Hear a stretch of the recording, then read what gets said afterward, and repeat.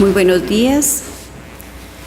Se abre la audiencia en vista pública en el expediente número 703/2015, formado por apelación directa de sentencia de amparo en las acciones constitucionales promovidas por Enrique Alfredo Argüello Müller y Carlos Enrique Tejada Argueta contra el Juzgado Cuarto de Primera Instancia Penal Narcoactividad y Delitos contra el Ambiente del Departamento de Guatemala.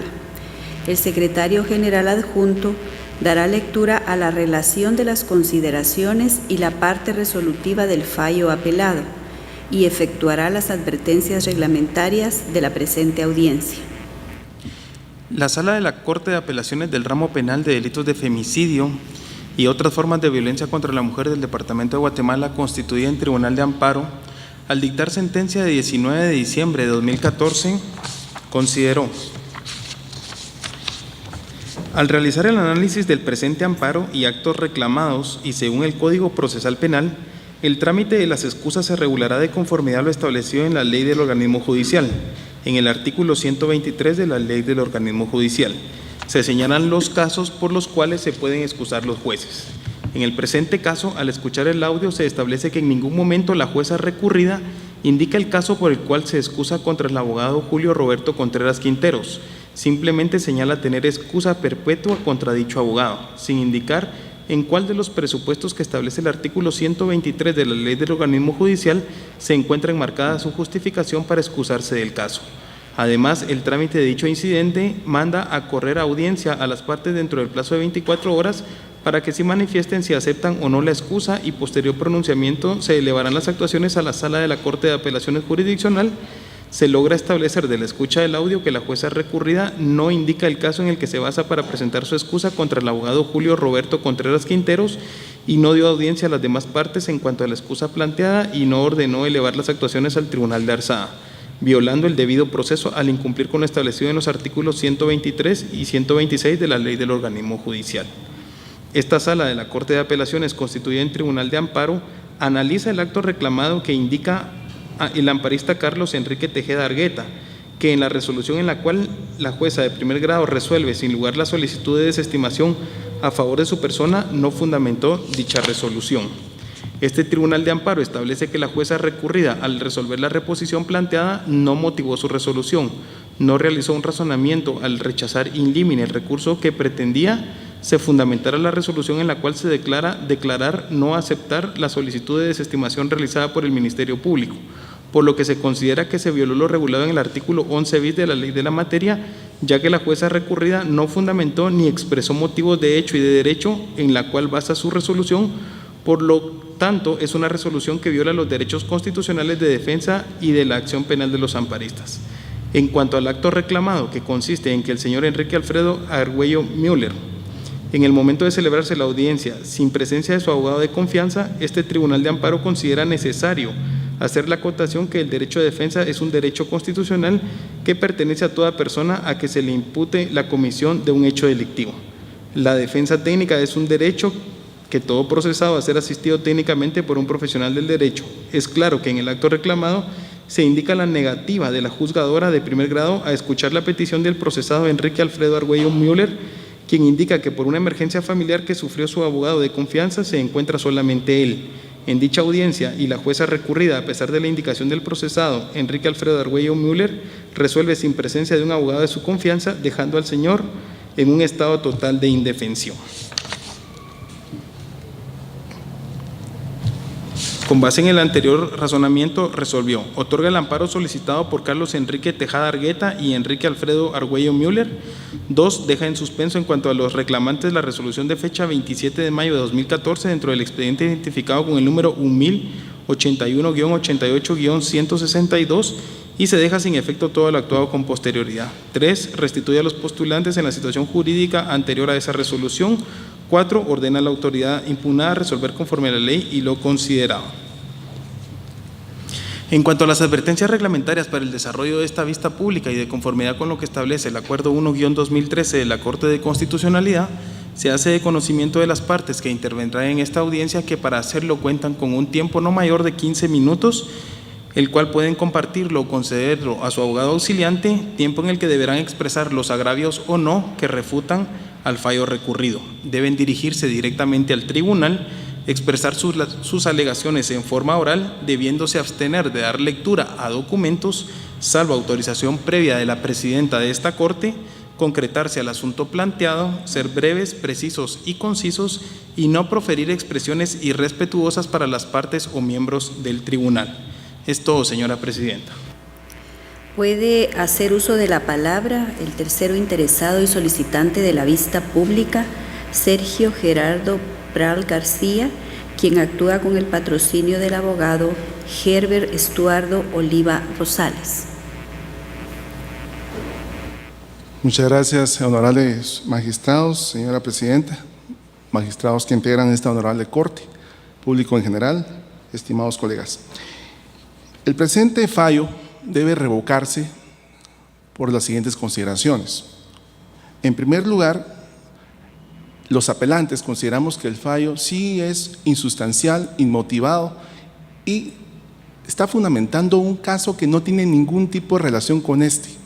Basta ver el fallo, honorables magistrados, en lo que es la parte considerativa del fallo que se está apelando para poder establecer, y nosotros quedamos atónitos al ver que la honorable sala se refiere a un caso sucedido en Escuintla, un caso de femicidio que no es el presente y en donde ya pesa una acusación penal.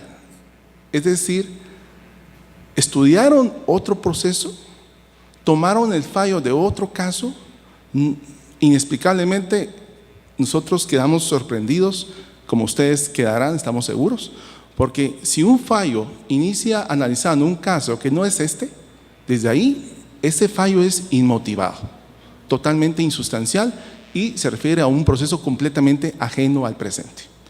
Si bien es cierto, en la parte resolutiva, que es la conclusión del fallo, se refieren a este proceso, pero en la parte inicial no lo es así, por lo tanto hay una total contradicción del mismo fallo y por lo tanto viola el artículo 29 constitucional que se refiere a acceso a la justicia, que no solo es el pasar el umbral de una admisión de la solicitud, sino va más allá, y sobre esto no voy a entrar más a fondo porque esta honorable corte ha sido conteste en reiterar qué se debe entender por acceso a la justicia, sobre todo un fallo motivado interna y externamente.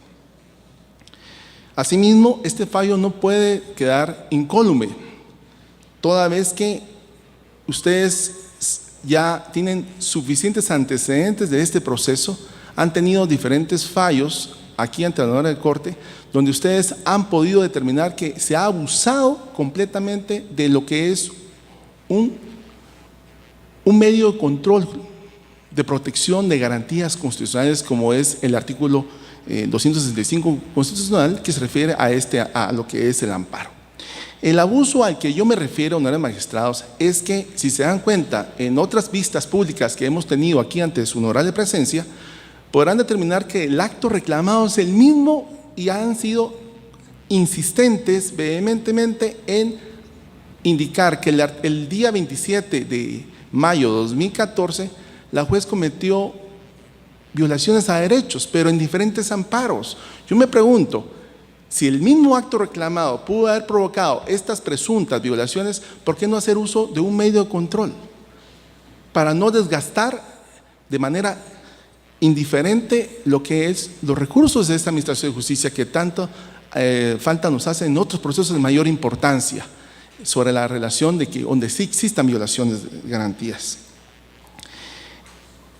Aquí ante ustedes está el amparo 278-2015 en apelación. Quiero ser enfático en esto.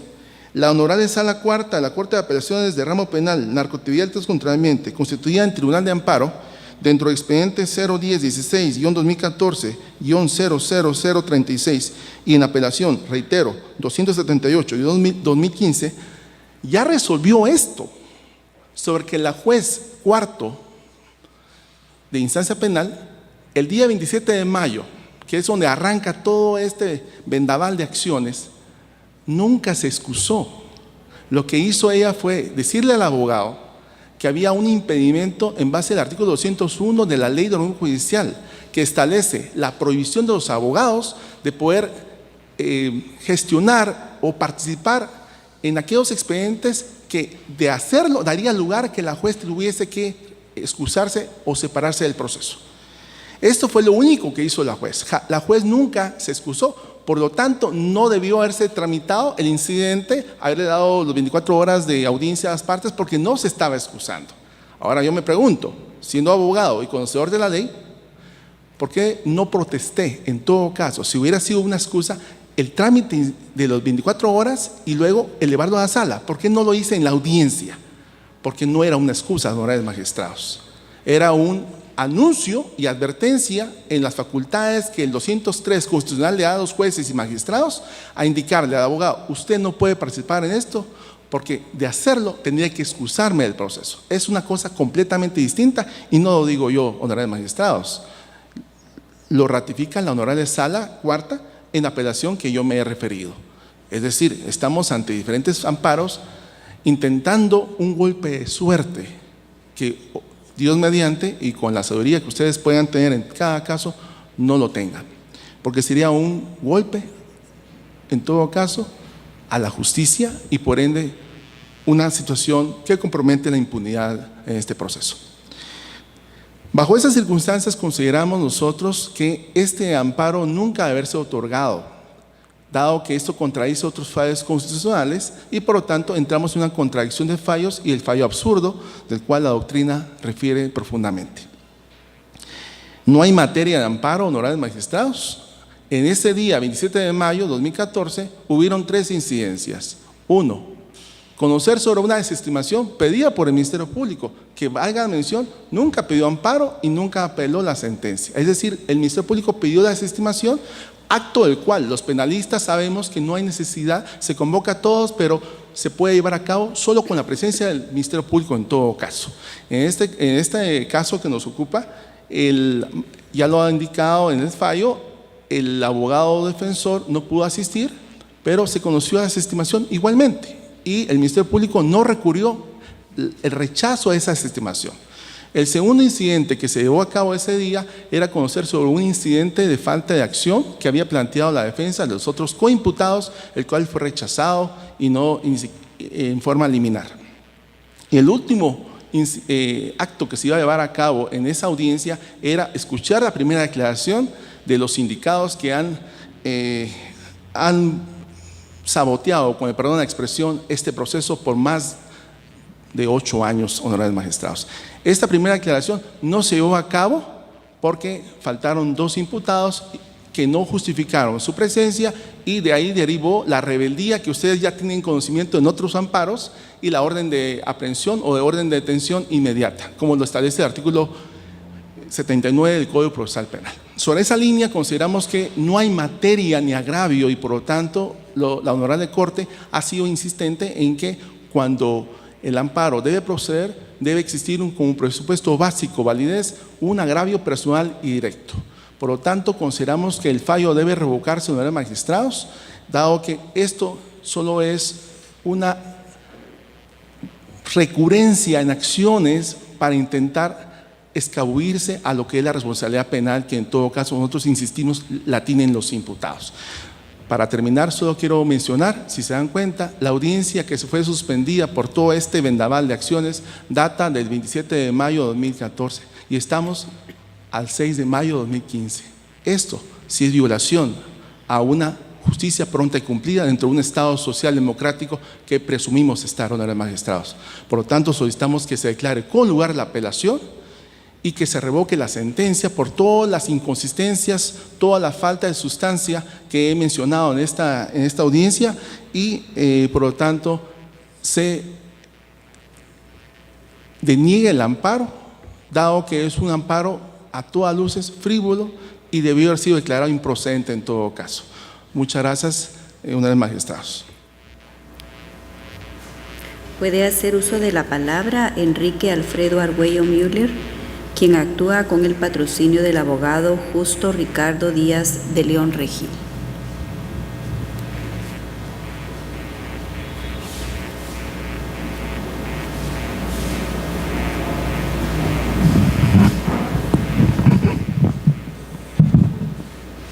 Buenos días, señores magistrados. Trataré de ser breve en mi exposición, debido a que al escuchar a la parte apelante, en ninguna de sus argumentaciones se refiere específicamente al caso de mi patrocinado, Enrique Alfredo Argüello Müller. El amparo solicitado por mi patrocinado Enrique Alfredo Argüello Müller se debió a que el día de la audiencia del 27 de mayo del año 2014, él se quedó sin defensa, es decir, el abogado que lo patrocinaba no llegó a la audiencia referida y por lo tanto él en la audiencia se quedó sin su abogado patrocinante, lo cual vulneró el derecho de defensa. El principio del debido proceso es un principio pues que en innumerables fallos de esta Corte de Constitucionalidad, que ya es innecesario citar, pues se ha sostenido que efectivamente la defensa en el proceso penal es esencial para que el principio de este debido proceso se pueda llevar a cabo. El proceso penal tiene un orden y ese orden pues se debe respetar. Debido a ello fue que Enrique Alfredo Argüello Müller interpuso esta acción de amparo debido a que se quedó sin su abogado defensor, y creemos que la sentencia de primer grado efectivamente hace un análisis completo con respecto a este agravio y no existe una falta de fundamentación tampoco en la sentencia de primer grado, porque como ustedes van a poder observar en la sentencia, como se acaba de leer hace un instante, en la parte considerativa efectivamente se hace una relación clara y precisa del caso concreto al que nos estamos refiriendo el día de hoy. Es decir, que en la parte considerativa hay un análisis que se refiere específicamente al caso, no existiendo la incongruencia a la que se refiere la parte apelante, sobre todo en el caso de mi patrocinado Enrique Alfredo Argüello Müller. Por lo que, con todo respeto, señores magistrados, nosotros solicitamos que la sentencia sea confirmada, ¿verdad? Porque en este caso la vulneración que se planteó, que se puso a conocimiento del Tribunal de Amparo, se refiere a un error de procedimiento.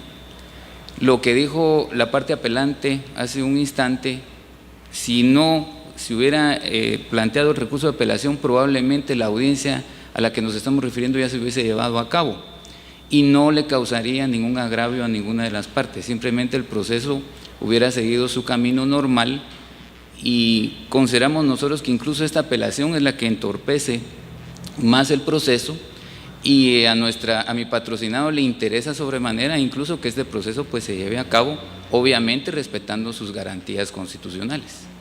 Así que solamente, señores magistrados, muchas gracias. Hace uso de la palabra Carlos Enrique Tejada Argueta, quien actúa con el patrocinio del abogado Alberto Antonio Morales Velasco.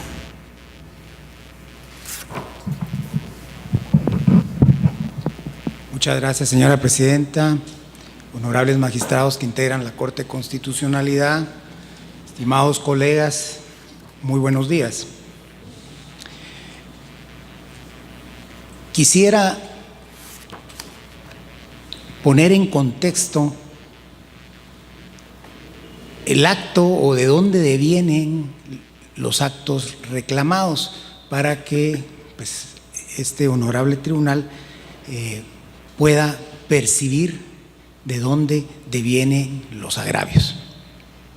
Pues bien, para el día 27 de mayo del 2014, la juez cuarto de primera instancia penal, narcoactividad y delitos contra el ambiente, la doctora Giselle Reynoso, señaló audiencia para varias incidencias: tomar una primera declaración y para conocer de una desestimación que el Ministerio Público solicitaba a favor de mi patrocinado, el señor Tejada Argueta. Inició la audiencia y el colega abogado Contreras Quinteros le hizo ver a la señora juez que su patrocinado, el señor Argüello Müller, no podía comparecer a la audiencia porque estaba padeciendo quebrantos de salud. Específicamente le habían operado a corazón abierto y no podía estar presente en audiencia, presentó una excusa médica, la juez no la aceptó y se molestó. Al molestarse viene y le dice al abogado Contreras Quinteros: esta judicatura tiene excusa perpetua en contra suya, señor abogado, para que usted ya no pueda litigar en este juzgado y que su patrocinado pues se haga acompañar de otro abogado.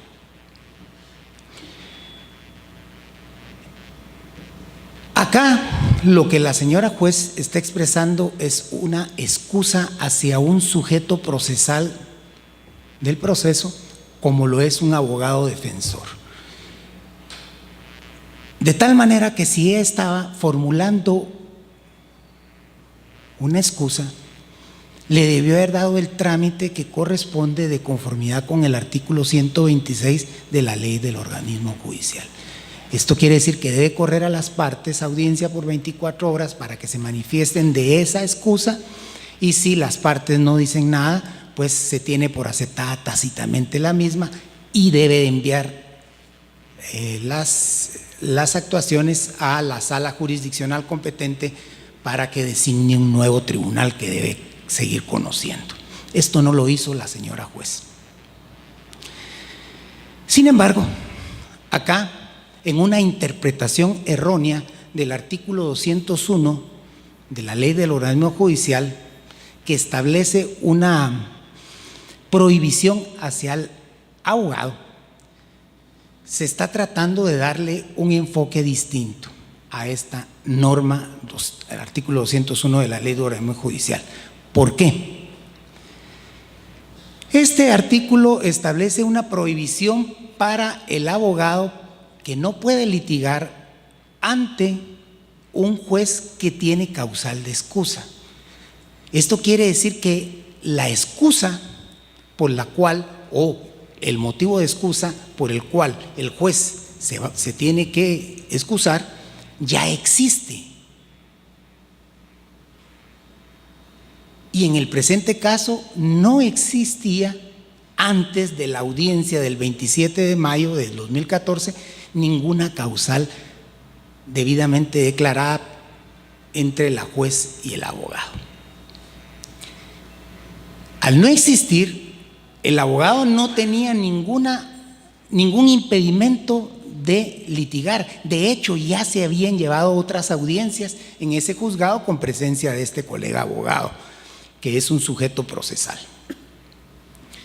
En consecuencia, por no ser una causal de excusa sobrevenida, sino que nació en la audiencia y que fue la juez la que dijo que se excusaba, le debió haber dado el trámite de las excusas que la ley del organismo judicial establece.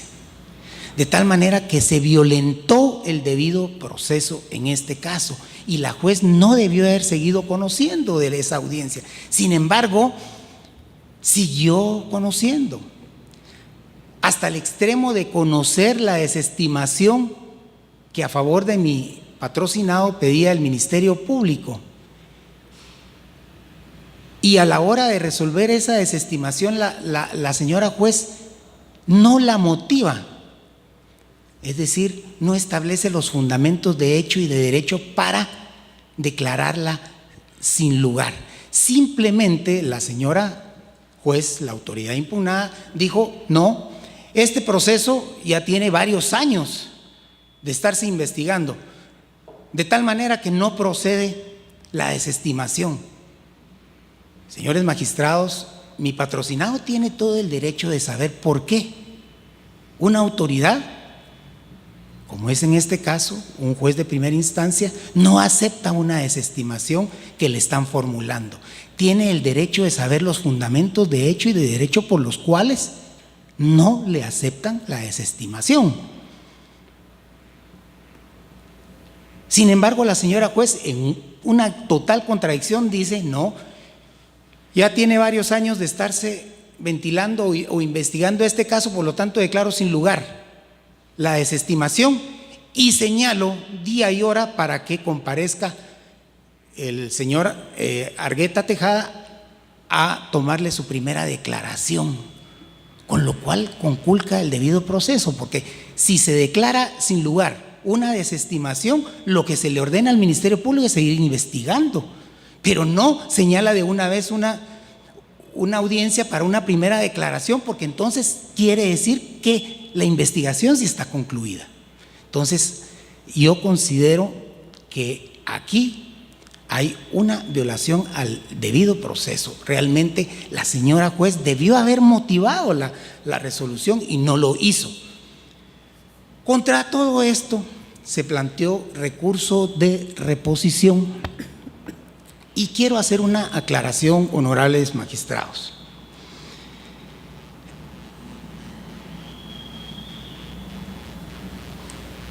Se hizo uso del recurso de reposición en la audiencia porque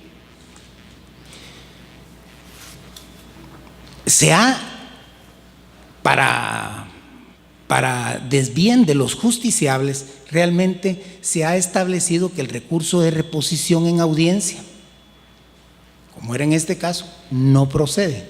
Sin embargo, por el principio pro actione, se ha establecido que un recurso de esta naturaleza sí es procedente. No obstante ello, se hizo uso del recurso de reposición para agotar la definitividad. Y la juez cuarto de primera instancia penal, narcotraficidad y delitos contra el ambiente rechazó en forma liminar el recurso, diciendo de que no era un recurso idóneo porque se estaba planteando dentro de una audiencia. De tal manera, honorable Tribunal Constitucional, que se violentó el debido proceso y el derecho de audiencia de mi patrocinado. Y por eso es que se plantearon como actos reclamados los originales que dictó la señora juez y también el rechazo liminar del recurso de reposición, a efecto de que el Tribunal Constitucional conozca del todo y evitarnos así que pues el recurso de reposición pues sea inidóneo.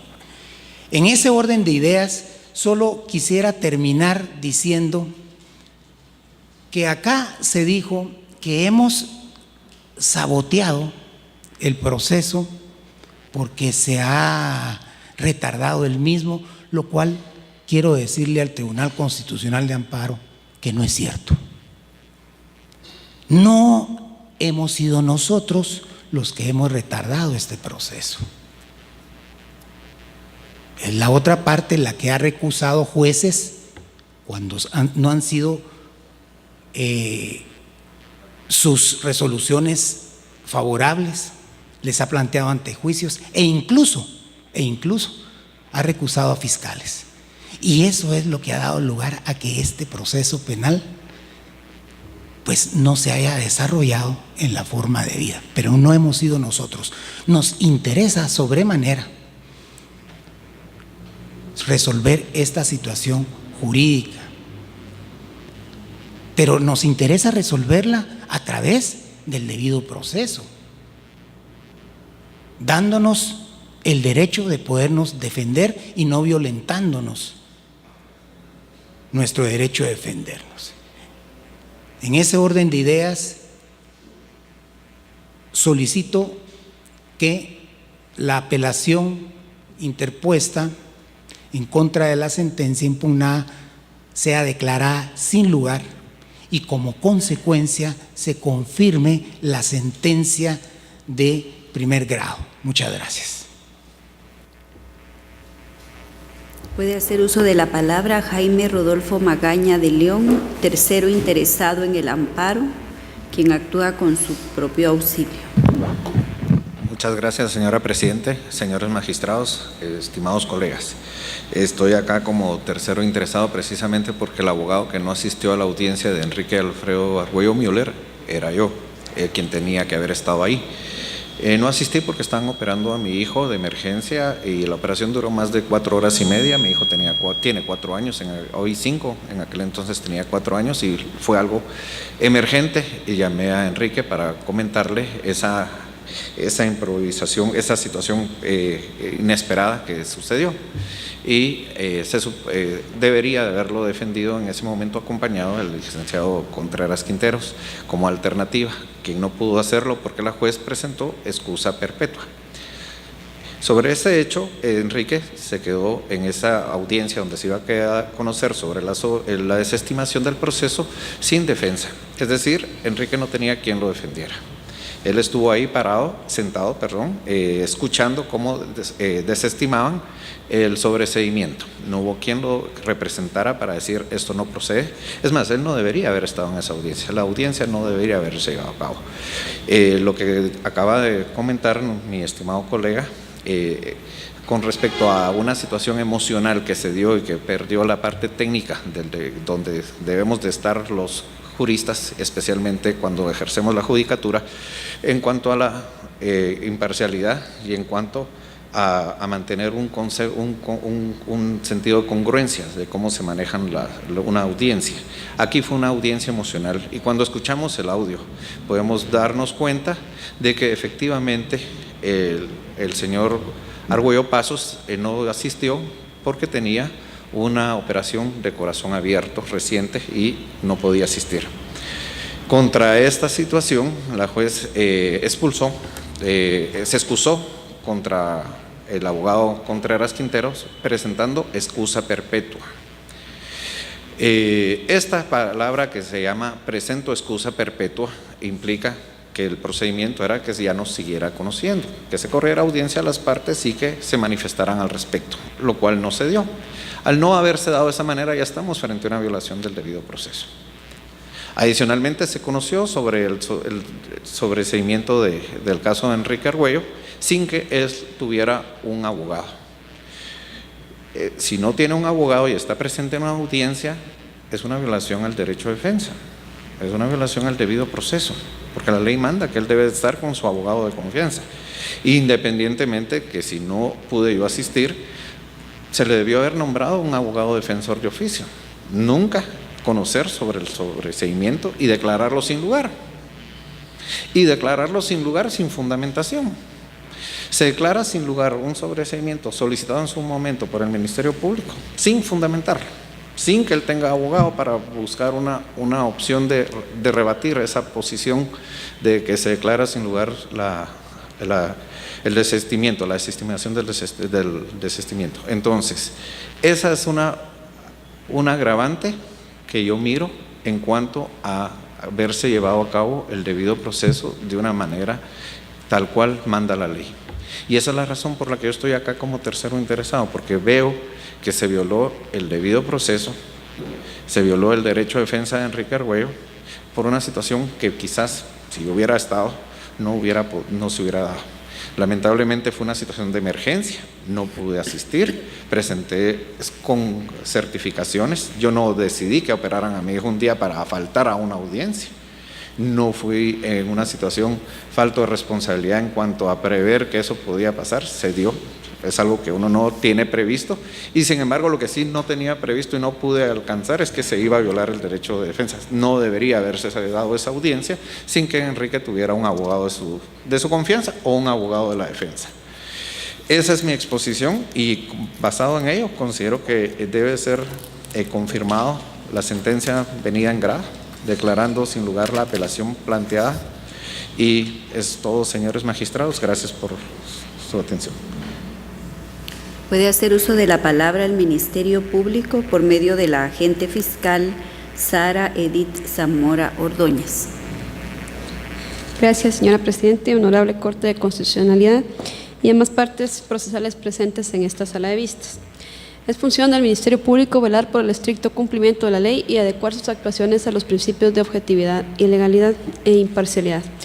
Cumplimiento de dicha función y acatamiento de dichos principios. En el presente caso, el Ministerio Público no comparte lo resuelto por el Tribunal de Amparo de Primer Grado en sentencia de 19 de diciembre de 2014.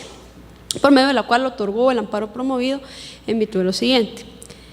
Han quedado ampliamente reseñados los antecedentes de este caso, pero es necesario recordar que en este amparo constituyen actos reclamados 3 resoluciones dictadas en audiencia oral celebrada el día 27 de mayo de 2014. La primera, que se refiere a una excusa que presentó la señora juez cuarto del ramo penal, que es la autoría impugnada. La segunda queda relacionada con una desestimación que solicitó el Ministerio Público, y la tercera que rechazó liminalmente un recurso de reposición promovido en contra de la segunda resolución mencionada. En ese orden, el Ministerio Público hará su exposición, y en ese sentido es su criterio de esta representación que, en cuanto a la resolución que se refiere a la excusa que presentó la juzgadora, en efecto no escapa al Ministerio Público, que considera que sí se violó el debido proceso, porque efectivamente la señora juez no observó el procedimiento que establece la ley del organismo judicial al momento de pronunciarse sobre la excusa. Sin embargo, está también consciente del Ministerio Público que previo a acudir al amparo existen presupuestos procesales que viabilizan su procedencia, y en ese sentido esta Fiscalía considera que era procedente que previo a acudir a sede constitucional los amparistas promovieran apelación en su contra, y ello con base en lo que establece el artículo 404, numeral 2 del Código Procesal Penal, por tratarse aquella resolución de un auto de un juez de primera instancia que resolvió una excusa. Y por ello el Ministerio Público considera que en relación a esta resolución el amparo es improcedente.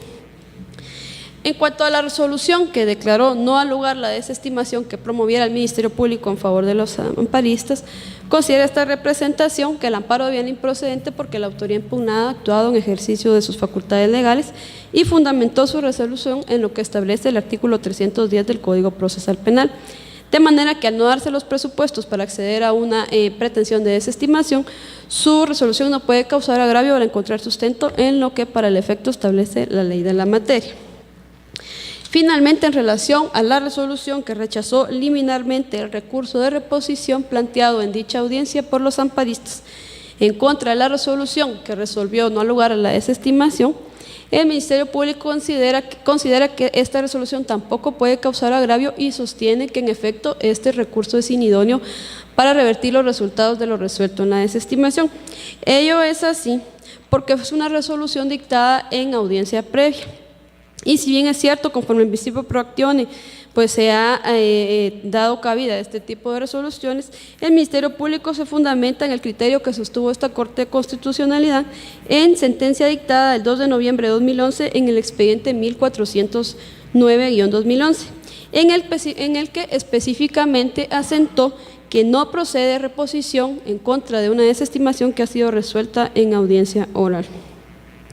En ese sentido, el Ministerio Público concluye en que en cuanto a la excusa, pues previo a existir una violación latente al debido proceso, el postulante no agotó la definitividad. Que en relación a la reposición promovida es un recurso inidóneo que por lo mismo su resolución no puede causar agravio. Y finalmente, en cuanto a la desestimación, que fue declarada sin lugar, la autoría impugnada actuó conforme a derecho. En ese sentido, el Ministerio Público solicita que al conocer en apelación, esta honorable Corte declare con lugar el recurso de apelación promovido, que se revoque lo resuelto en la sentencia de primera instancia y que en consecuencia se deniegue el amparo de mérito por las razones que han quedado expuestas, emitiéndose las restantes declaraciones que en derecho correspondan conforme lo dispone la ley de la materia. Muchas gracias. Se clausura la presente audiencia.